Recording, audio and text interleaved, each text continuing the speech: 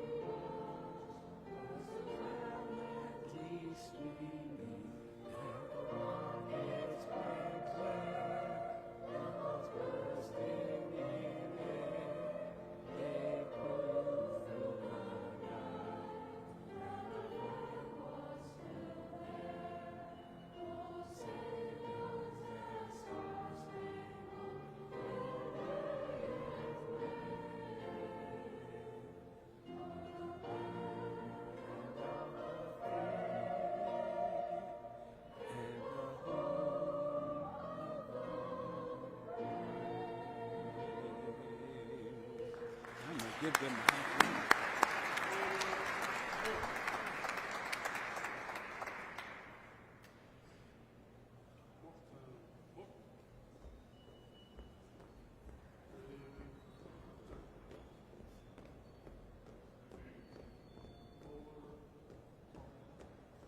Wonderful. Just wonderful. Please be seated. Now I would like to invite Dr. Jonathan Carter, Senior Pastor of Siloam Church International, to deliver our invocation. He will be followed by the Commissioner of the Department of Community Affairs, Mr. Christopher Nunn, who will introduce our first speaker, Governor Brian Kemp. Great to see you. Bow your heads. Sovereign God, we thank you for this day, for this is the day that you have made, and we shall rejoice and be glad. We come into this sacred place today. We ask for your continuous guidance. We pray that you would bless our governor and all of those who represent us in authority. Continue to bless our homes, our heart, and our health, and those today that are assembled here, whatever they stand in need of, we pray now that you would bless them and keep them.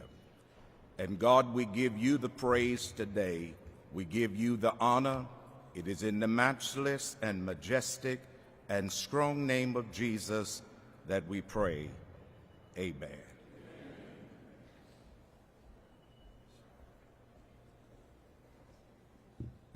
Thank you, Dr. Carter. Thank you, Billy.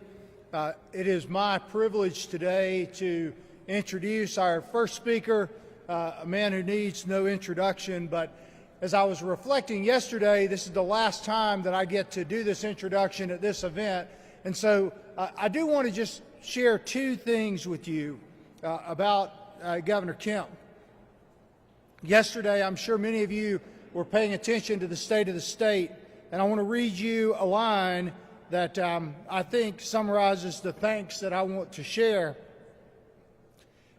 He said it was that when he was running for office, that he pledged that he would fight every day for the hardworking Georgians, whether they voted for him or not. That Republican or Democrat or something in between, my goal, his goal, was to make a positive difference in their lives. And I'm really proud to have served for the last 8 years under your leadership. So I first want to say thank you. Second thing I want to do is to remind you, as I have before this event, of his commitment to this tribute and to recognizing one of the most influential people in our state, certainly in our lifetimes, perhaps as history will ever record. I have no idea what it is like to be inaugurated.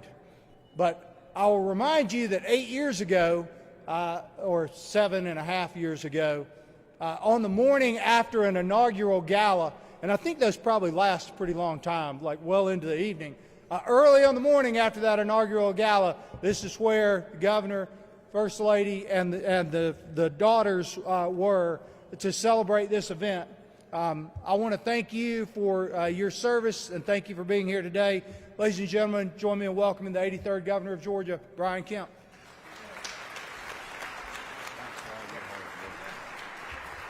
Well, thank y'all very much.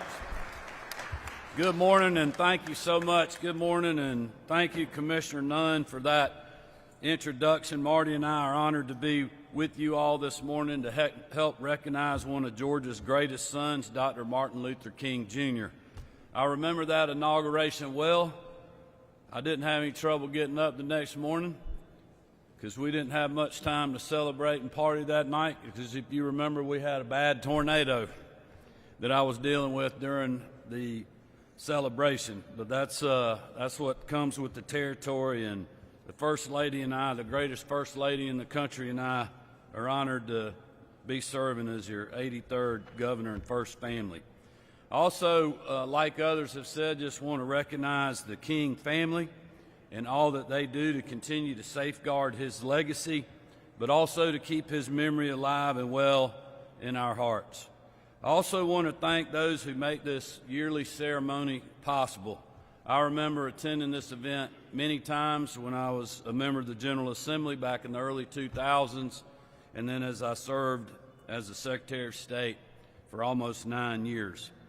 And that is the team with Commissioner Nunn at the Department of Community Affairs. I want to thank you and the team for keeping this tradition alive and doing a great job organizing today's celebration and remembrance. Also want to acknowledge all those members of the General Assembly that I see standing around and sitting in the audience. If you would just please raise your hand and wave and let us thank you for taking the time to be here. Thank you.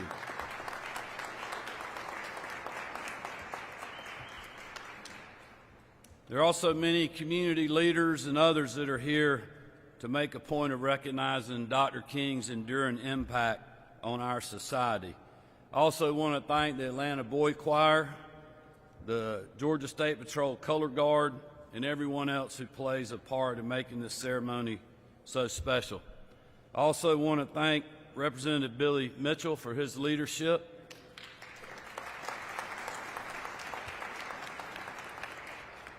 My friend and the Honorable Andy Young, just a great Georgian and a great American. John Hope Bryant, who I've gotten to know over the last several years, and I know you'll get to hear from them later when they arrive, but it is an honor to have Ambassador Young back at the Capitol and John Hope Bryant as well. Dr. Carter, thank you for your prayers. I especially thank you for praying for Marty and the girls and I in our state. It means a lot to us. I know you'll hear from Senator Nikki Merritt as well. I want to acknowledge her and then also congratulate all the award winners. As many of you know, this year is the 250th anniversary of our nation's founding, giving us a chance to reflect on where we began, how far we've come, and the men and women who have shaped that history and its moral arc. It goes without saying that one of the towering figures of America's rich history is Dr. Martin Luther King Jr., because he did as much, if not more, than anyone to ensure we work toward fulfilling those founding principles that inspired the very birth of the United States: liberty, truth, and justice for all. He spent much of his childhood just down the street from where we're sitting this morning, and his likeness is found in multiple places on the state capitol grounds. His life and legacy went far beyond the city, our state, and even our nation. That impact was driven by this simple truth that Dr. King both preached about and embodied. We can do more together than we can alone. That we are stronger when we act with a shared purpose, and that our differences pale in comparison to what unites us. That message was heard around the world, and it continues to inspire people who are oceans and continents away from the sweet Auburn neighborhood where he was born and spent much of his childhood. But it was Dr. King's commitment to nonviolence that also set him apart as a leader, not just for the civil rights movement, but also for humanitarian efforts around the globe. He knew that hate cannot drive out hate, that only love could make that change, and he lived out that truth every single day. As we look around or turn on the news today, we are struck by how divided our own society can feel. In the face of that reality, Dr. King's words and example remind us to look for ways to come together and to focus on our shared values. If you ask me, we live in the best state in the country to live, work, and raise a family. And we are fortunate to have leaders who can put aside differences and work together to ensure opportunity, safety, and health for all Georgians. In 7 years after we took office, I believe these results speak for themselves. 219,700 new jobs, $118 billion in investment worked by our state economic development team, roughly $9.7 billion returned to the taxpayers, and the #1 state for business for now 12 years in a row. And as the state with the second highest percentage of black-owned businesses, far higher than the next closest state, these are meaningful results for communities statewide. And with a lower rate of black and minority unemployment than the national average, we know our ongoing efforts to grow opportunity for all Georgians is bearing good fruit. You may remember at the beginning of my first term in the event that Commissioner Nunn mentioned at this ceremony all those years ago, it was expressed by some that an outcome like this would not be possible. That was a pretty rough day for myself and my family, for those of you that were here.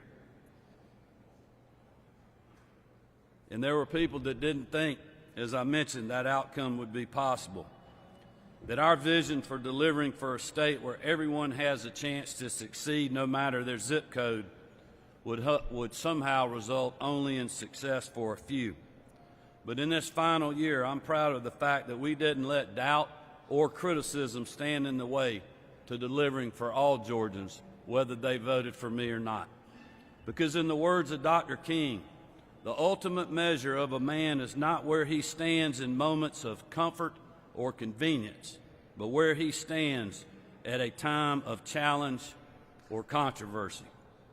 And know this, despite criticisms and attacks, my family and I never stopped standing with all of you in pursuit of a brighter and more prosperous future. In closing, I want to encourage each of you to remember this long weekend and every day the legacy of Dr. Martin Luther King Jr. and encourage you to follow his example in our daily lives. As we begin a new year, I hope we will all remain focused on loving our neighbors and fighting hate in all forms. At this time, it is my honor to present a proclamation officially declaring Monday, Martin Luther King Jr. Day in the great state of Georgia.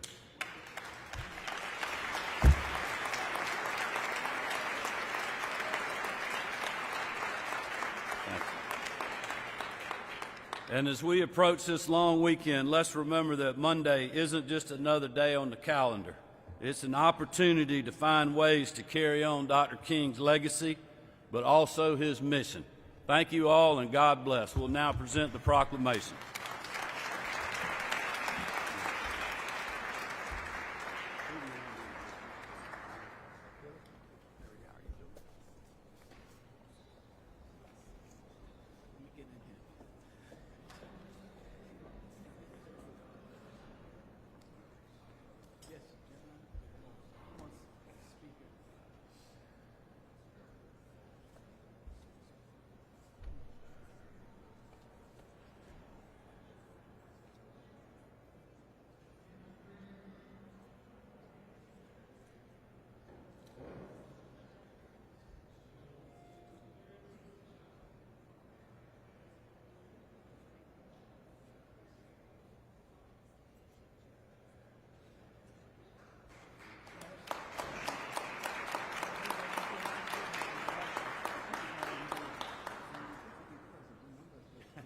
Just remember little people.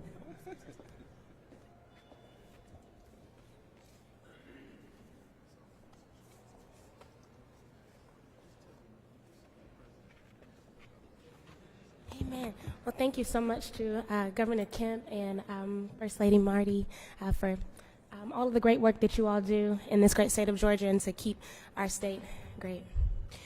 My name is Ferris Watkins. Many of you all might have seen me before, but for those of you all who don't know me, my grandmother is Christine King Ferris, who was the only sister of Dr. Martin Luther King Jr. And I'm just here supporting my family, accepting this proclamation, and honestly grateful that this day has continued to be a part of our lineage, a part of our history, and a part of the great state of Georgia. Last night we were at an event watching a new movie, a screening called Nothing to See Here, Watts, which is a documentary that these filmmakers gave 20 cell phones to members of the Watts community in LA. And what I loved about watching the documentary, and I encourage you all to watch the documentary as well, is how raw and real it was, and that they did no different than what Uncle Amel did back in the 60s, which was just to shine a light on what was actually going on inside the heart of the community. A lot of these things don't make the news. A lot of these things don't make social media, but they still happen every single day. And one thing that Uncle Amel said, if you all watched an interview that he did in the Heritage Sanctuary shortly after the March on Washington, the interviewer asked him, so what now? What do we do now? And he said, well, all we did was really shine a light on what was already happening. Well, now we have to deal with systemic racism. Now we have to uncover the things that are not blatantly in our faces, and we have to do the work. And so I am so appreciative that I get to live in a great state with a governor who cares, with a governor who sees that, and a governor who is still making efforts. And like you said, when you run for president, we don't forget about us little people, but we thank you. God bless you, and God bless the great state of Georgia.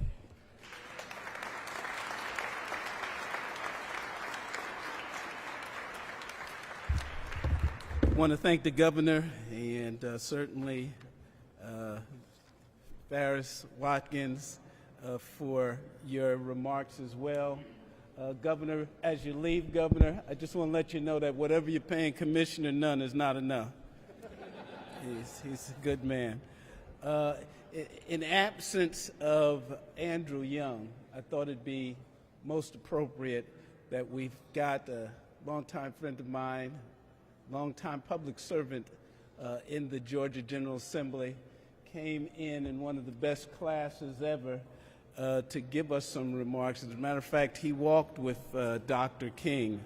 I would like to bring forth Representative Al Williams. Representative Williams, where are you? Great. Give us some brief remarks. Thank you. Story the road we trod, bitter the chastening rod, felt in the days when life unborn had died. Yet with a steady beat have not our weary feet come to the place for which our fathers died. And so here we are. We greet you certainly. I'm standing in, of course, but when I was in the 9th grade in 1961, the citizenship school opened at Dorchester Academy, just about a mile from my house, and I went at every session. I met Dr. King then, I met Ambassador Young, many of the legends of the civil rights movement. And one of my fondest memories is, Doc was first a Baptist preacher. I had never played softball with a person who still wore their tie and shirt. But it was a great experience. And I thumbed the ride at 16 to go to Washington and march on Washington. Then in 65, I made my way to Selma and marched from Selma to Montgomery. It was so important. I'm the only current member of the General Assembly that marched both on Washington and in Selma. And I don't regret it because the impression that was made stays with me to this day. So we greet you on this day that we should never forget. We should never forget. Too many folk take it for granted. But the things that we have achieved did not just happen. The suits and the dresses that we can't even pronounce the name of, the handmade shoes, the beautiful cars, would not have been possible had not blood been shedded and Martin Luther King lived. Let us never forget and tell our grandchildren to call his name forever because it's such an important name. So thank you for being here. Thank you very kindly.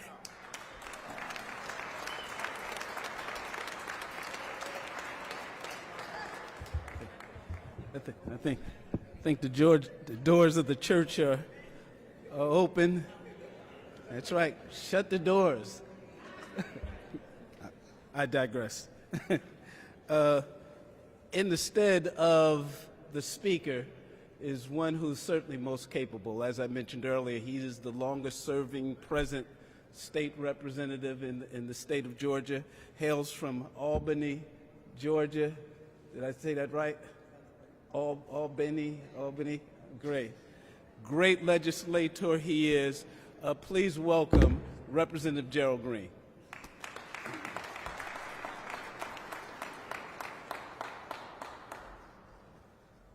Well, good morning, everyone. And as the Speaker of the House, John Burns, would say, It's a great day to be a Georgian. And indeed, it is a great day to come before you to speak on behalf of our Speaker. Today we honor and remember the legacy of a man whose profound wisdom, his steady faith and desire to build a future for our nation in which every person stands on equal ground have made a lasting generational impact, not only on America, but on the world. I always find it fitting that the day of remembrance for Dr. King, which we observe on Monday, coincides with our start to our work here under the Gold Dome. And because what greater example of selfless service and unrelenting passion for the betterment of your fellow man is there than Dr. King. As I've reflected all that we have to learn from life, I believe that his words of unity and a call to action from the famous "I Have a Dream," that speech rings just as true today as they did over 60 years ago. He said, "I have a dream that one day every valley shall be exalted, every hill and mountain shall be made low, the rough places will be made plain, and the crooked places will be made straight. And the glory of the Lord shall be revealed, and all flesh shall see it together." These words represent a calling, a responsibility, a duty that transcends time and will last for generations to come. Together we will continue our work to raise valleys, move mountains, and make crooked paths straight for the people of Georgia, making the lives of each one of our neighbors easier, more prosperous, and better every step of the way. God bless each and every one of you. And on behalf of Speaker Burns, these are his words, and these are the words that he lives by. God bless each and every one of you.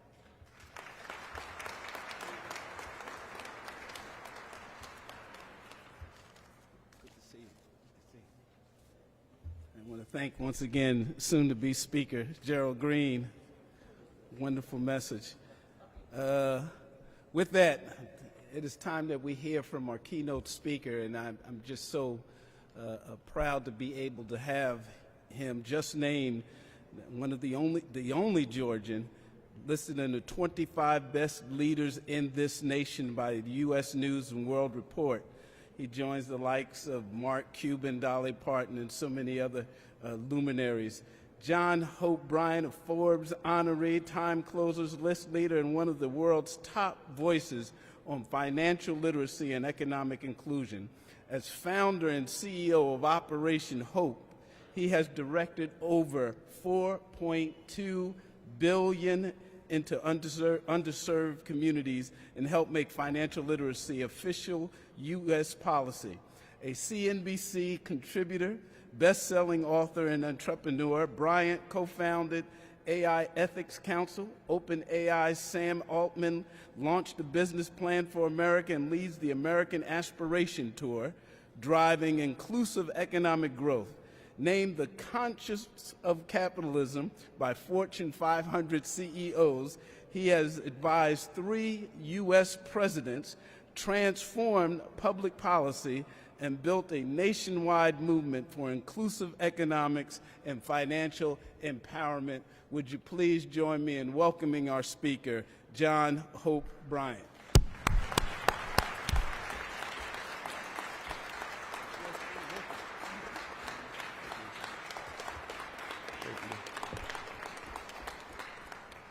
Good morning, everyone. I want to give first and foremost honor to God and respect to the leadership here in the great state of Georgia. I want to thank Mr. Walker, Assemblyman Walker, for his leadership. for this year's MLK observation, Ambassador Smyrie, who was a former chairman, Dexter Sharper, Assemblyman, and so many friends and heroes and sheroes who are here, the King family, my friend Bernice King, who I spoke for yesterday, who runs the King Center today with great honor for $1 a year, doing this in many ways thankless work, but I'm thankful for her. I want to thank Ambassador Andrew Young, who at 93 years young continues to carry this mantle and lead this work. I was just with him last night. He's got to be in, I think, Cummings at noon giving a speech. He's continuing to lay down the tracks. The only prophet, the only lieutenant for Dr. Martin Luther King Jr. ever to take that theology into leading a city. The only lieutenant to build an economy that's now the size of Singapore. Atlanta's economy is bigger than the country of Singapore. $580 billion a year. Absolutely. Built on diversity and inclusion. Everybody having a seat at the table. Expand the table, add a chair. The busiest airport in the world. The only international city in the South, the traditional South. There is no city like Atlanta in the world. Ambassador Andrew Young took that Dr. King theology and brought it down to earth, working with Republicans and Democrats across lines, working at the city, state, and federal level. Now, let me get practical. What people know about Dr. King is obvious. I Have a Dream and all of these things, the Pettus Bridge, all of these stories that interconnect. There's a few things you don't know. You may not know. I don't want to be presumptuous. Dr. King and Governor Kemp, who's become a new friend, Dr. King's family and Governor Kemp's family have a lot in common. Governor Kemp and his family built wealth in rural Georgia, agricultural businesses, etc., and real estate. Dr. King's family, grandfather and father, A.D. Williams, they call Daddy King, built wealth through real estate and business in urban Georgia. Rural and urban, but the bridge was still business and real estate. Both of them had the freedom to go be who they wanted to be. How do you get a PhD in the 1950s as a black man in America unless you've got some economic stability? Am I talking to myself? This is not a dream. This is not some fanciful story. This is the reality of a family that put their heads down and made the dream real. A.D. Williams, Reverend A.D. Williams, and Daddy King owned a lot of that real estate that you see around the King Center today. That's why they were able to put the King Center there. That's why it sustained itself. They were able to send Dr. King to Morehouse at 15 years old to get a PhD, to get a degree in theology in the 50s, in the South. That took economic freedom. That took the ability to have a voice. A.D. Williams was able to have a voice because he had financial freedom. Dr. King is the embodiment of all that. When you look at Kemp's trajectory and many people in the Georgia Assembly, both urban and rural, you see this common thread, the ability to speak your truth, because you got some level of freedom. I met you first at a bank. You were a banker. You have been many things. You are many things, including a global statesman. But you couldn't do that unless you had some freedom. We have a country that seems to only agree on what they're against. Everybody wants to be an American but Americans. I'll let you get that later. We're admired all around the world, but we fight here at home. We've got to find a bridge back to each other. It's wonderful that at least once a year we stop petty fights. We stop winning battles and losing wars. We stop stepping over a dollar to pick up a dime. We stop rearranging the deck chairs on the Titanic. The ship is sinking and we're picking drapes. We stop arguing with each other about stuff that doesn't matter, because whether you're white or black or red or blue, the color's still green.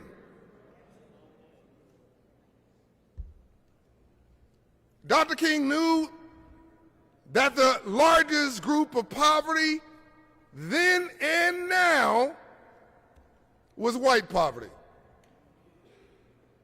I don't know if that is obvious to everybody, but he thought that you couldn't solve one problem unless you solved another.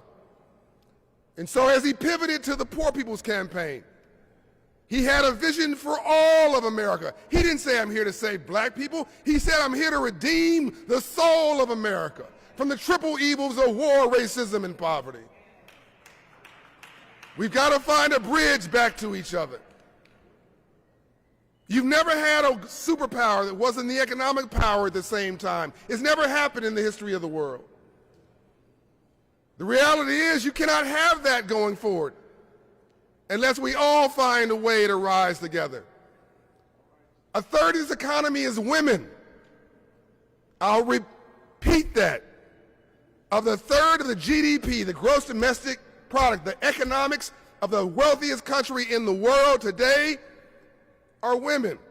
Behind every successful man is an exhausted woman.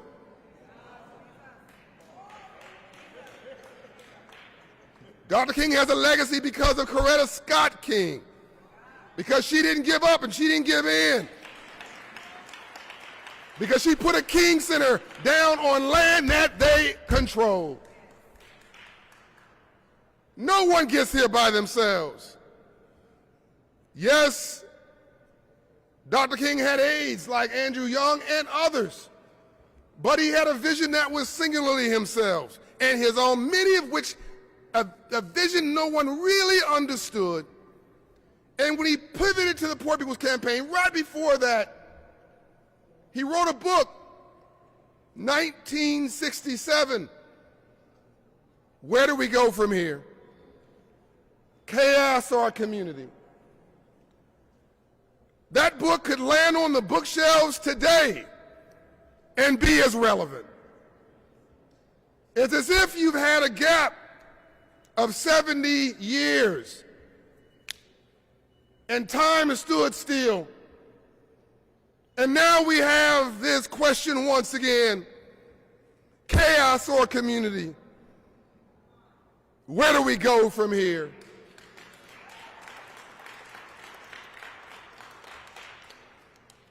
In 1952, America was 90% white, not 1852.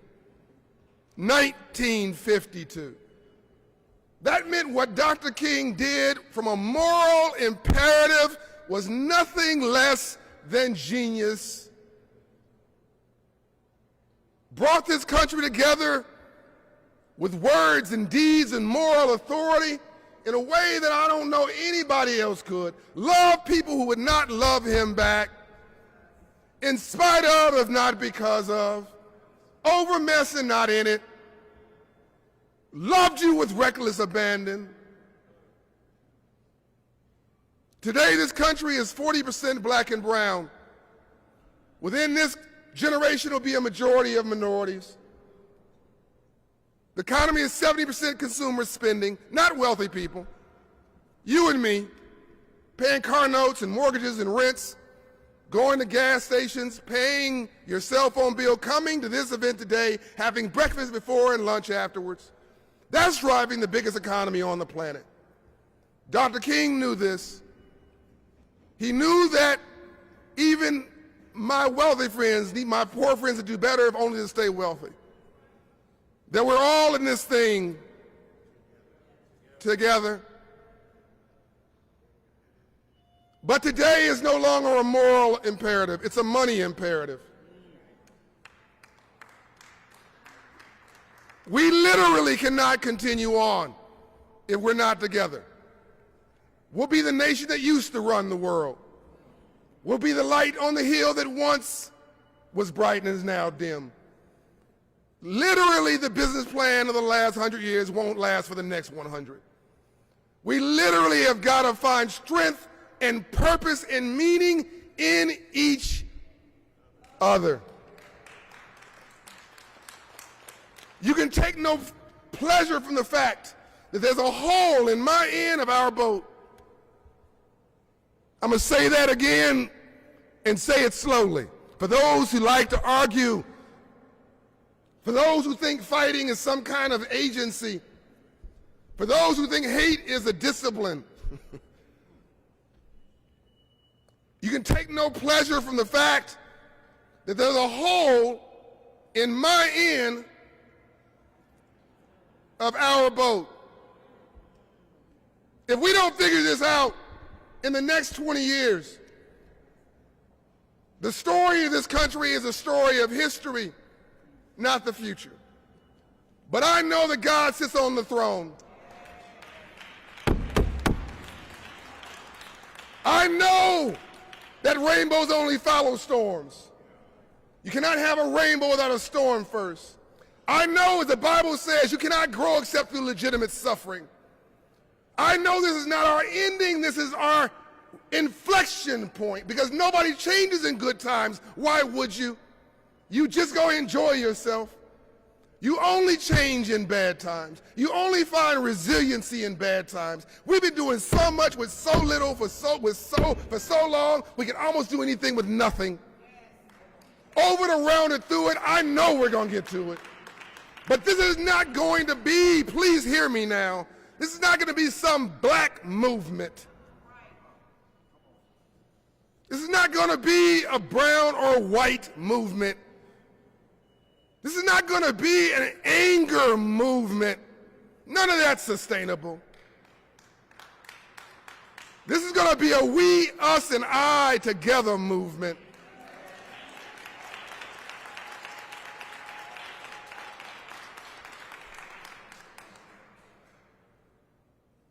Dr. King's unfinished work was cut down with an assassin's bullet in Memphis, Tennessee at Lorraine Motel. But Dr. King pivoted to Andrew Young and said, take this baton. And he and others went on to go lead work that has led us to this day. Andrew Young, at 93, almost 94 years of age, the last living lieutenant of Dr. Martin Luther King Jr., working his bones to this very day so that we might have life, liberty, and the pursuit of happiness. But we must let him sit down and pick up this mantle ourselves. That's why when I saw him last night, he was at Bernice King's event yesterday afternoon. I saw him last night. He spoke to West Point yesterday afternoon. He had speeches from beginning. I said, rest yourself this morning. We'll take it from here. And so where do we go from here? That was the last book. 1967. Where do we go from here, chaos or community? That is the question that we must answer, not just with PhD rhetoric, but PhD action. This is not about the Republican Party or the Democratic Party, it's the Get It Done Party.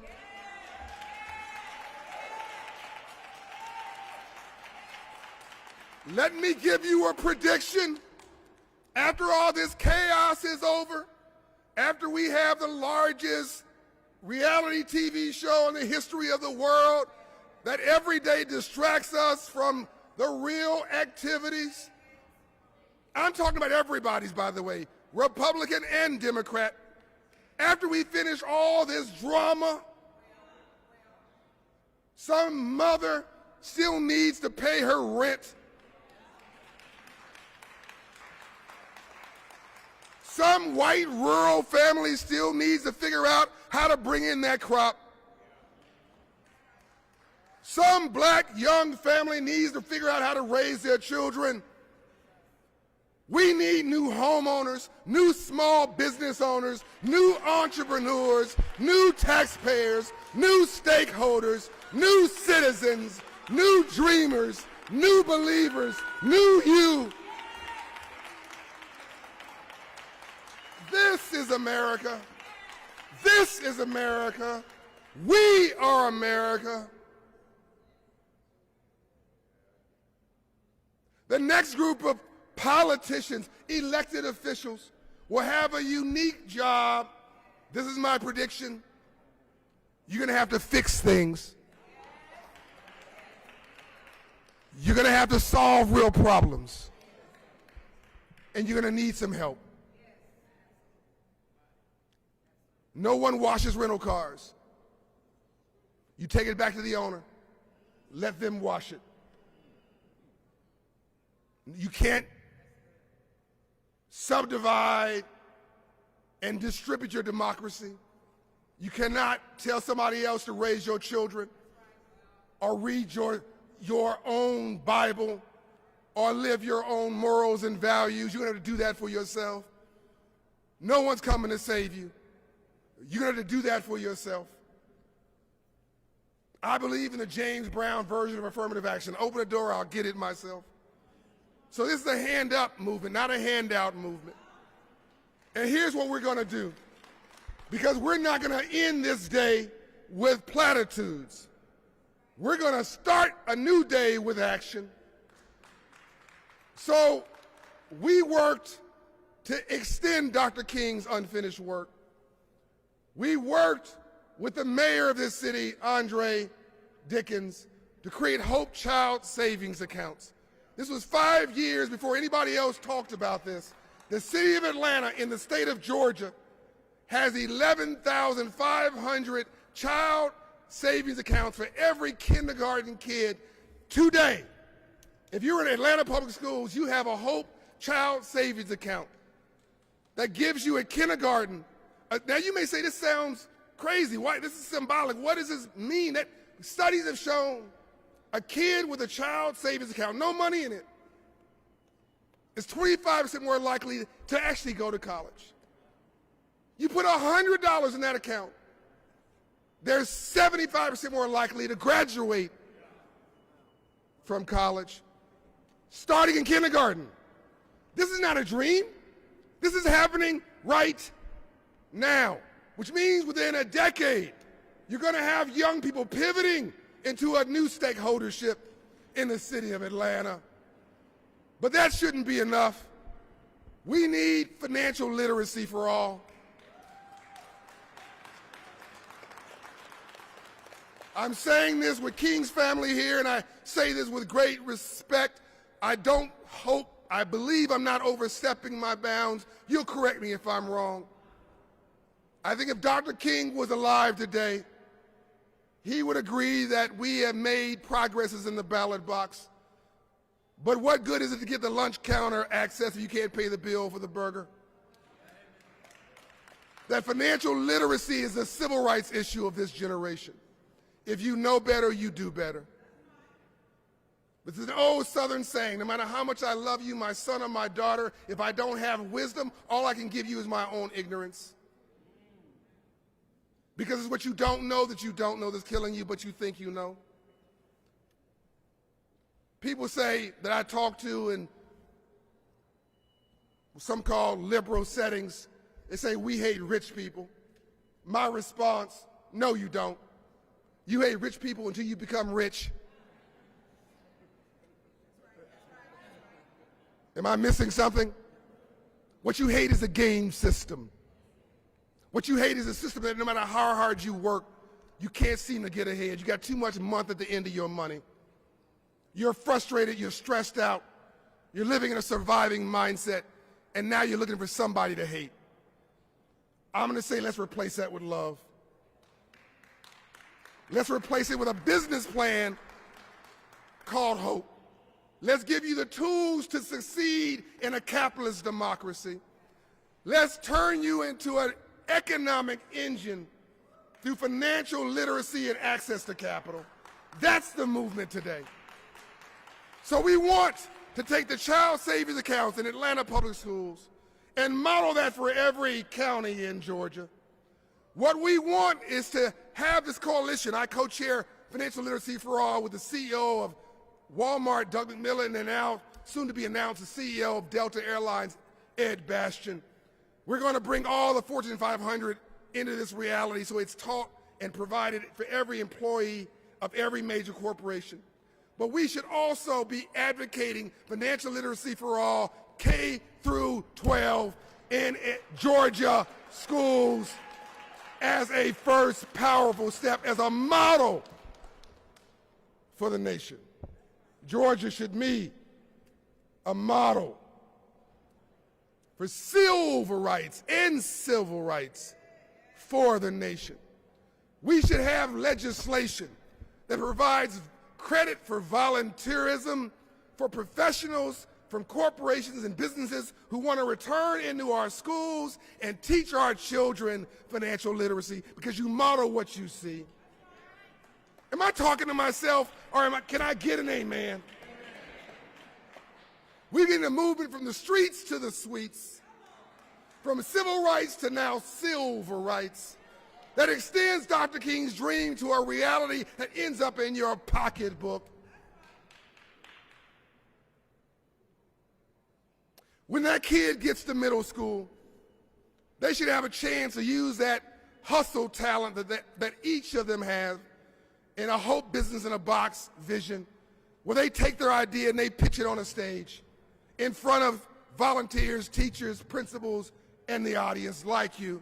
And when they win, when they get your enthusiasm, when they have a business idea you like, they should get $200 in a bank account to start that new business with a volunteer that's going to walk them through all the elements of starting a business, just like Tim Burt does with young people here in this city.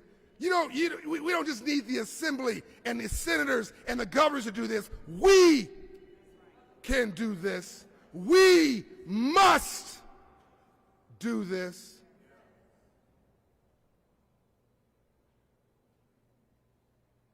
We're sitting in a moment in history right now. But history does not feel historic when you're sitting in it. It just feels like another day. But that does not mean the moment is not historic. I'm almost done. I know you have a life to live and a program to continue. But I could not leave you without giving you everything I've got, without pouring into you the fierce urgency of now, to let you know that this is, at the moment, a storm, but a rainbow's coming. You cannot give up. You cannot give in. You got to double down. You got to lean in. You got to be God's children. This is your time. This is your moment. This is your opportunity. Don't you want the world to know you were here?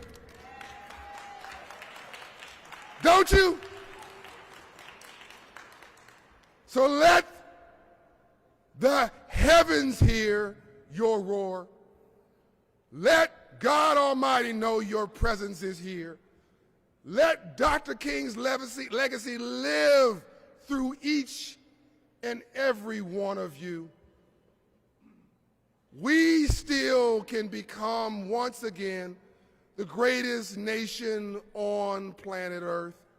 We can find ways, even with our vast disagreements, and we need respectful disagreements. We need Republicans with views here and Democrats with views here. We need independents. We need all of these young people with ideas and idealisms. We need older people with conservatisms and cautions. You need all of these, but you need a common ground.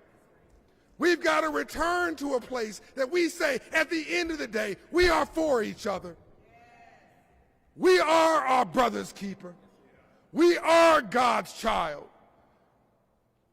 And wouldn't it be nice if we found one thing, just one simple, precious, non-controversial thing that, God forbid, we can agree on and rally around that at least once a month?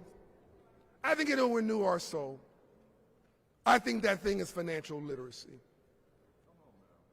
I think that thing is volunteerism. I think that thing is mentoring. I think that thing is that North Star called your own personal legacy.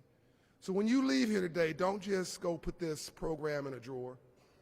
Don't just say thank you to the organizers. Don't just bow at the governor and say, I appreciate your words. Say thank you and ask them to do some additional work that you've agreed to help with. Let's draft some legislation for financial literacy for all. Let's model Hope Child savings accounts for the entire state. Let's give the private sector an opportunity and an excuse to return into the classroom, to sponsor a school, to invest in businesses. Let's get a movement from the streets to the suites.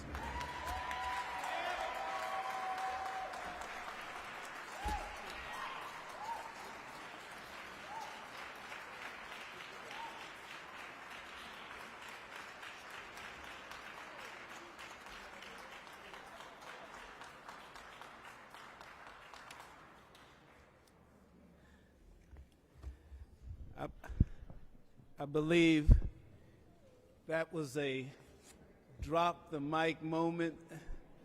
And Chairman Bryant, I will tell you, we have enough legislators here that will take what you said to heart, and I will predict there will be some legislation offered this very session.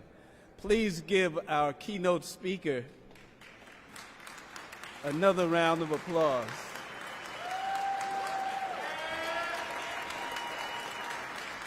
Hey, certainly has been a fantastic morning, and I tell you, every time I talk to Chairman Bryant, it is motivational. But we're not finished yet. The council has the distinct privilege to make presentations to 4 individuals selected to receive awards this year. The council received nominations all around the state and received far more nominations than we're able to award. These awards are named after civil rights giants from Georgia, and we're excited to bring these individuals before us now. Will members of the council please come forward? And I tell you, these are some extraordinary folks. We have Vice Chair Valencia Stovall, Tim Jafojo, Senator Tanya Anderson, Barbara Harrison. Now I think the choir comes after. Yes. I take that back. You know, this is one of the reasons why you have to have an extraordinary council because they will put you where you need to be. After that rousing remarks, we're going to hear from the Atlanta Boy Choir, and then we're going to hear from the chair of the Georgia Legislative Black Caucus, Senator Nikki Merritt. After that, we have the privilege of being visited by a former member of this legislature, both House and Senate. He's now in Congress, Congressmember Sanford Bishop. Atlanta Boys Choir, please present.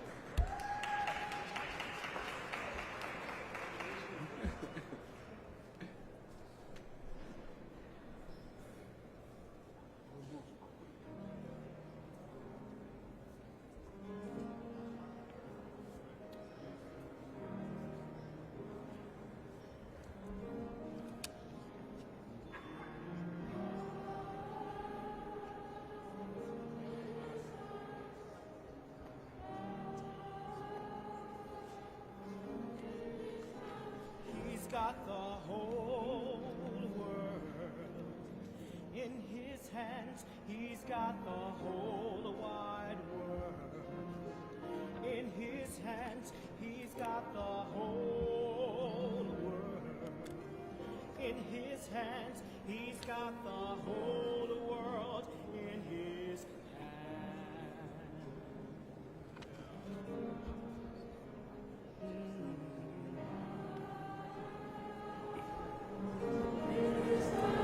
He's got you and me, brother. In his hands, he's got you and me, sister. In his hands, he's got every person. In his hands, he's got the whole world in his hands.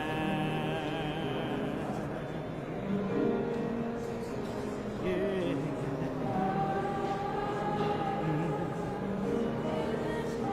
He's got the birds and the bees. In his hands, he's got the sun and moon. In his hands, he's got the woods and the waters. In his hands, he's got the whole world in his hands.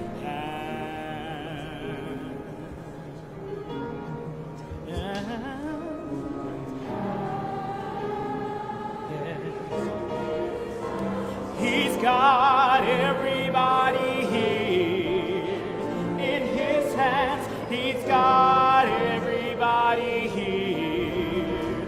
In his hands, he's got everybody here. In his hands, he's got the whole world in his hands. He's got the whole world in his hands.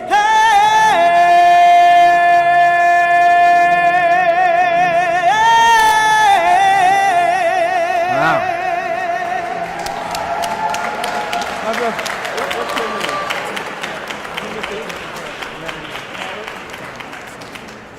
Yes, the Atlanta Boy Choir, led by Timothy Parrott, conducted by Mr. Brian Pretty, and the pianist was Ms. Ivy Pearl. Please give them another hand.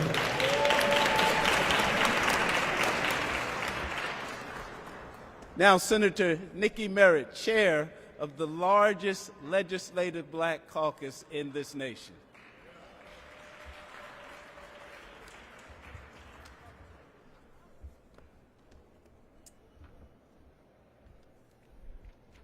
Well, all right. Good morning. And good morning to the King family. I bring you greetings. I want to thank Governor Kemp and First Lady Kemp for joining us this morning. And I also want to take a moment to thank them as they are celebrating their last year here in the state of Georgia serving. I want to thank them for their service, and I want to thank them for their leadership. Thank you, distinguished guests. Thank you, Chairman Bryant, for your powerful words. And thank you for everyone joining us here today, including our members of the General Assembly. Today we're gathering not only to celebrate the life of Dr. Martin Luther King, but to reflect on the movement that he led. A movement that proved that love can be a powerful force and that real change does not require invalidating humanity of others, but rather refusing to accept injustice. When we think of Dr. King, we often picture the great marches and the motivational speeches and the moments that made history. But his legacy is also found in the quiet acts of courage, in the countless individuals who stood beside him, who risked their safety, their livelihoods, and sometimes their lives, to demand a world where dignity and equality were not privileges, they were rights. Today, as we reflect on his dream, we must continue to confront the reality that the work is not finished. Inequality still exists. Injustice still exists. And they find ways to hide in our communities. We see it now. The disappearance of innocent people off the streets. We see it in attacks on reproductive freedom. We see it in efforts to suppress our vote. And we see it in the growing political divisions that make it harder for people to see one another as neighbors instead of enemies. Across our country, people are feeling frustrated, they're feeling exhausted and scared for the future of our democracy. I know because I'm one of them.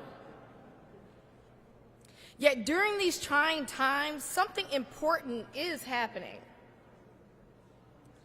People are beginning to find one another again and realizing that the only way forward is together. Across Georgia and across our nations, communities are organizing and they are mobilizing. And if they're not, I'm challenging them to do it now. We draw strength from a shared purpose of togetherness. Dr. King's message was not simply a dream, but it was an act to transform hope into tangible change.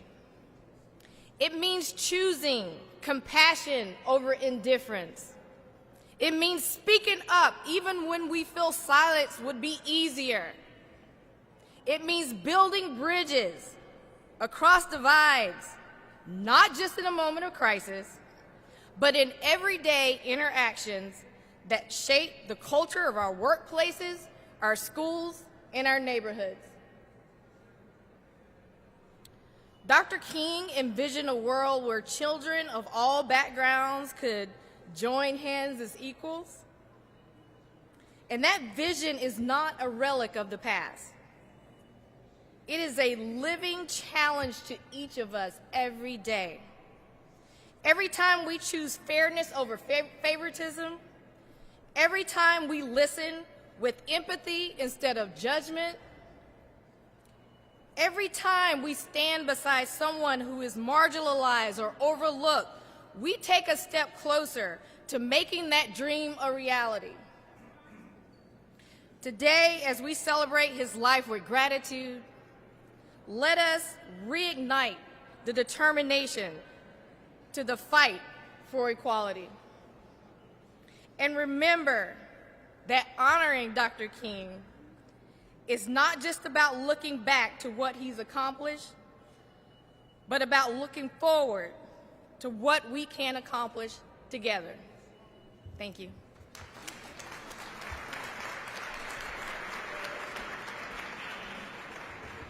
Thank you, Chair Merritt.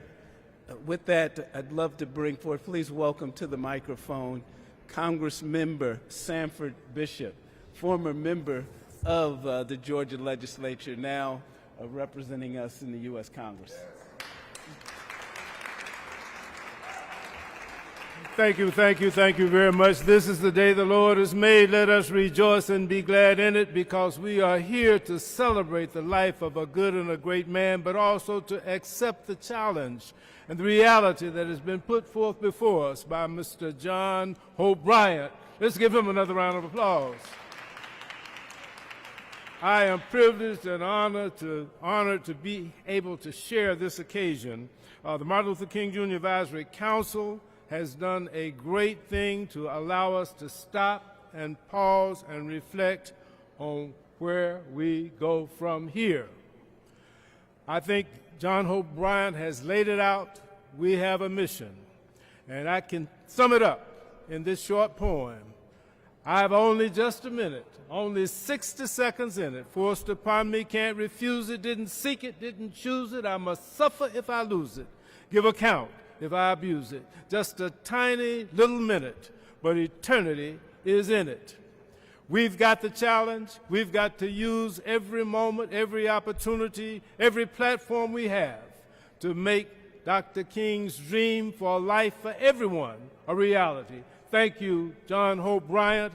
Thank you, Council. Thank you, General Assembly. We have got to do what we have got to do in God's minute now.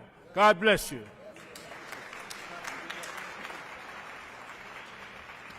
Now it's our time to make some awards to some very special people. These awards are named after civil rights giants. Members of our council will be presenting each of the awards at this time. If I can have Senator Tanya Anderson to come forward. There you go. Good afternoon, probably by now. If it's not still morning, hello, hello. Thank you, Dr. Bryant, for your amazing words, as always. Hope is your name for a reason. My name is Senator Tanya Anderson. As a member of Georgia's Martin Luther King Jr. Advisory Council, I have the distinct honor of presenting the Rhea Jackson Samuels Founders Award, named in honor of the trailblazing equal rights advocate and businesswoman who was a founding member of Georgia's Martin Luther King Jr. Advisory Council. This award is given annually to an exceptional woman or organization in recognition of their commitment to empowering women in business and in the community. This year's recipient of the Rhea Jackson Samuels Founders Award is Ms. Sharice Stevens Merriweather.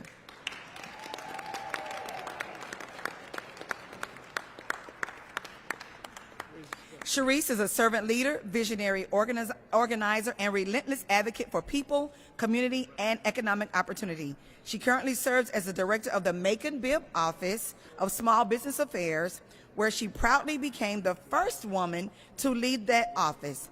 In that role, she supports countless entrepreneurs, strengthens local small business ecosystems, advances equitable procurement, and ensures that opportunity reaches every corner of Macon-Bibb County. Her work, they gave me a script, has empowered families, revitalized communities, and created sustainable economic pathways for those often left out of prosperity. Sharice also serves as a chairwoman and interim executive director of the Georgia Coalition of Black Chambers, where she amplifies the collective voice of black businesses statewide. Under her leadership, the coalition fosters collaboration, policy advocacy, access to capital, and economic empowerment, building an infrastructure designed to lift black businesses, strengthen local chambers, and shape a more inclusive economic future for Georgia. Congratulations.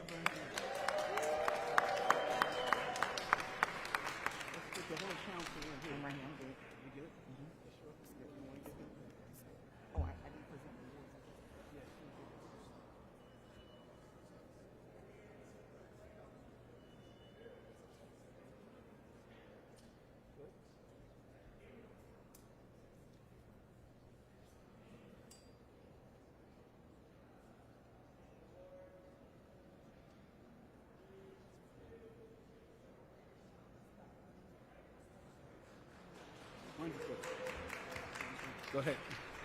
Congratulations again, and thank you, baby girl Ferris, for being here with us today. Wonderful. Okay, this one is Member Barbara Harrison.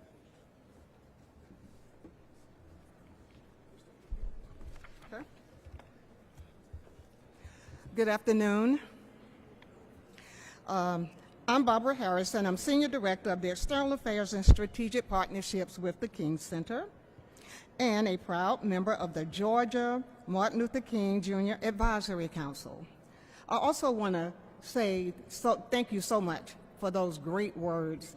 It was more than great words. You really gave us a charge. Yes. So we take that seriously. It is my pleasure to present the Ambassador J. Young Humanitarian Award. And I will ask Ambassador Young join us in spirit. We know he's not here, but he was with us yesterday, as you mentioned, and you were with him last night. So we know he is here as we present this award in his name.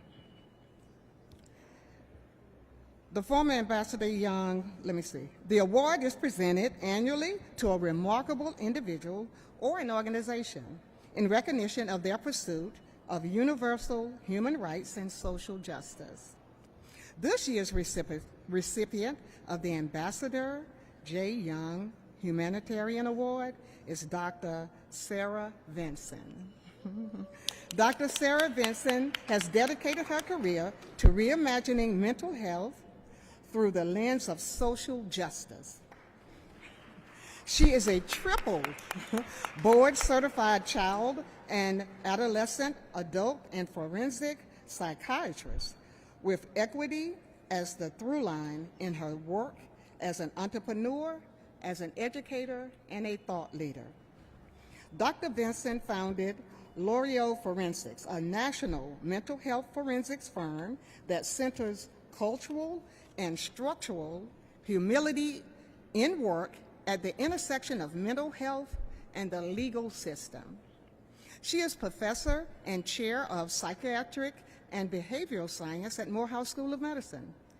There she was the lead architect and inaugural program director for the MSM Child Psychiatric Fellowship, the first at an HBCU medical school. This groundbreaking award-winning text has informed clinicians, community leaders, and governmental agencies.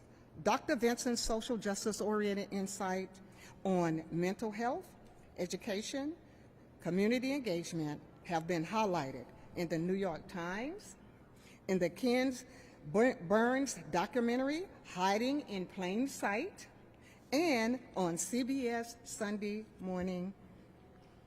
Dr. Vinson was appointed to the Interdepartmental Serious Mental Illness Coordinating Committee by the former U.S. Secretary of Health and Human Services, and 2 commissions by Governor Brian Kemp. Dr. Vinson endowed a scholarship at her alma mater, Florida A&M University, in honor of her grandmother, Yvonne McDuffie, and partnered with her mother, Lota Vinson, to establish and sow and reap mentorship program back in her rural Florida hometown. Congratulations. Good job to Vinson and Hannah. Come help present this. Let's get us all in here.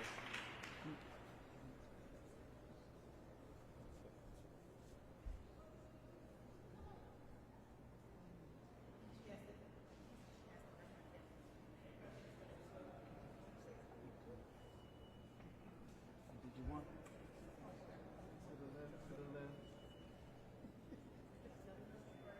Everything. Dean Smart, you want to get in this one?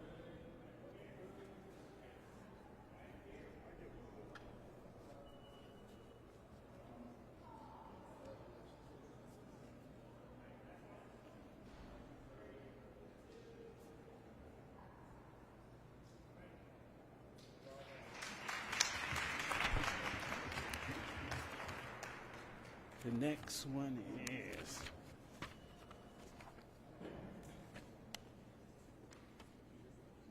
it's on you.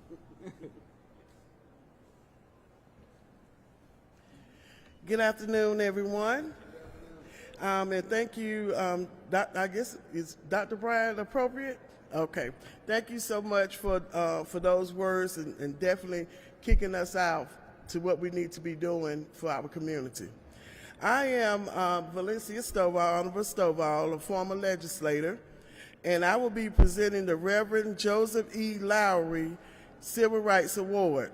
This award is named in honor of the iconic minister and founding member of the SCLC. It is presented annually to an outstanding individual or organization in recognition of their unwavering advocacy for leadership development in the fight for civil rights. This year's recipient of the Reverend Joseph E. Lowry Civil Rights Award is Ms. Elena Sanders. The Honorable Elena L. Sanders is a history maker, professor, and leader whose work continues to shape communities across the nation. She is the first African American woman and the first person of color ever elected to represent District 3 on the Newton County Board of Commissioners. She leads with purpose, vision, and an unwavering commitment to service. A recipient of the Presidential Lifetime Achievement Award under the Biden administration, she has also received numerous awards for her dedicated service and leadership within the community, which I definitely can attest to that. She has secured millions in federal funding for her county, including a $4 million HUD grant for a youth facility that will impact generations. A professor in higher education since 2002, Elena wrote the first college textbook on social media marketing for Pearson Education. She is the author of books that teach youth about government and civic engagement, and she also wrote a guide to help women run for office in understanding the language of leadership. She is a certified youth mental health specialist, a certified finance director, and a state certified county commissioner. Along with her postgraduate education, she has earned certifications in citizen engagement and leadership development. For Elena, learning never stops. She serves as president of the 13th Congressional Federation of Democratic Women, representing Clayton, DeKalb, Rockdale, Gwinnett, Henry, and Newton counties. She travels across the United States teaching local governments, community leaders, and residents about civic engagement, leadership, business, marketing, and artificial intelligence. The 2025 recipient of the Reverend Joseph E. Lowry Civil Rights Award, Ms. Elena Sanders.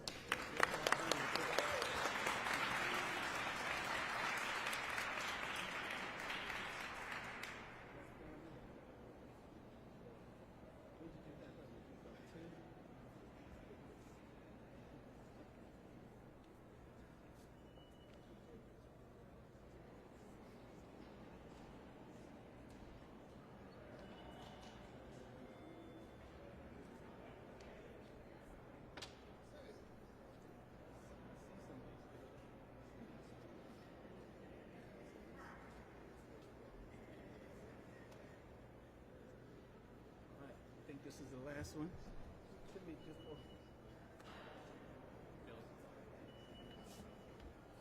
There you go. We're done.